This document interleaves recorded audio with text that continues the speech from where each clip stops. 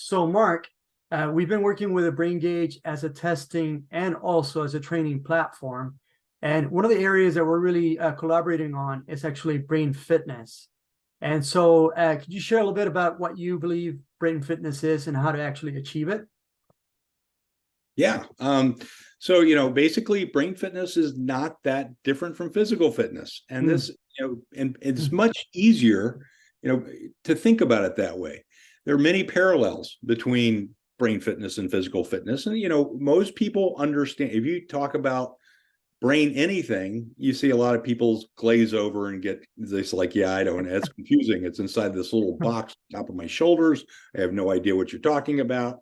But if you put it in terms of physical fitness, you say, oh, wait a minute, because people understand things like if you have lack of activity leads to muscle atrophy. mm, Same thing happens in the brain. If parts of your brain are not active, they shrivel up and die. Exercise and activity promote fitness. They promote physical fitness and they can promote brain fitness. The cells in your brain are not that different from the cells in the rest of your body. And if mm, you keep that in mind, you can understand the basic principles of training. And, measurements are critical for tracking progress. I mean, that's the number one thing. If you're an athlete, this is really, this for a fact, I mean, nobody trains on the track and doesn't time themselves. I mean, nobody trains in the pool. No swimmer, goes, very long without, ever looking at a clock. Anybody that trains in any sport is always going to think about, well, how fast am I? What is my reaction time? mm, How can I get to the other side of the rink faster?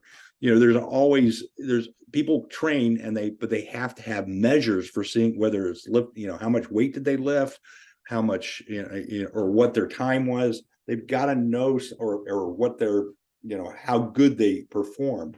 There's got to be a way to measure, and that's really critical. But, you can also take it a little further. And now that we sort of see that, well, there's a parallel between brain fitness and physical fitness. So what are some of the parallels? Let's say, they both benefit from improvements in strength, endurance, and flexibility. Okay, well, strength, this is, and if you're thinking in terms of physical fitness, this is really just flat out easy to understand. Strength is just how strong you are. Endurance, how long can you last? Flexibility is, think of it this way: if you're really, really muscle bound and you get really strong, you can't even touch your elbow. mm, That's not enough flexibility. So you've got to have the flexibility to move around a bit. Now, in mm, terms of brain training, raw strength, that's dependent on things like raw reaction time. You're mm, sick, basically how fast can you perform? How well is your brain operating on a task? Endurance, that has to do with, well, you might be quick on the first, you might be able to think about the person with ADHD. They might be really quick to notice something, but they can't focus on it very long. mm, So you got to be able to focus on something for a little bit longer. And flexibility, well, that's basic plasticity of the brain. That's, how quickly can you adapt to your environment? How quickly can you adapt to new situations? And so in the brain gauge, we basically have developed, we have measures of all these things, and we also have training platforms for these mm. different things, or training tasks for each of these. And, So, and, and Mark, I should say that as far as I know, the brain gauge is the only platform that actually allows you to bulk up the myelin, which is the membrane around the neurons, right? And the myelin is actually is also like a muscle, right? And so the thicker it is, the actually stronger that neural reaction is. Is that right? yeah, that's pretty close. In layman's terms, I guess. I mean, one thing, with age, you also get degeneration in the myelin sheath, and that's one reason things get slower. But and sometimes what you're doing is not so much making it stronger, but preserving it and keeping things Mm, going the way they should be. So sometimes you're actually just doing maintenance with training. Just like, if you take an old person who's 90 pounds, and every time they step off the curb, they're going to break a leg, and you put them in the weight room, bulk them up to 150 pounds, and all of a sudden they're walking, running, whatever, and they're not going to, you don't have to worry about them breaking a hip. Well, So it's analogous to that. But it's the same adage, right? Use it or lose it, right? So either way, you're actually, whether it's aging or whether it's whatever else, you actually, if you're not using it, if you're not firing, if you're not actually targeting that area of your biology, then it's going to keep getting thinner, right? But just like aging, if you go back to the gym, I think the Ronald Reagan happened where he got shot and then he started working out, and they had to actually get bigger suits for him because he was bulking up.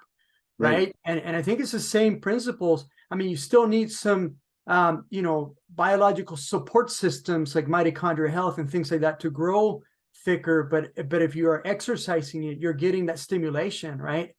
And you're growing. Yeah. Yeah, that's right. So, and that'll conclude this topic for today.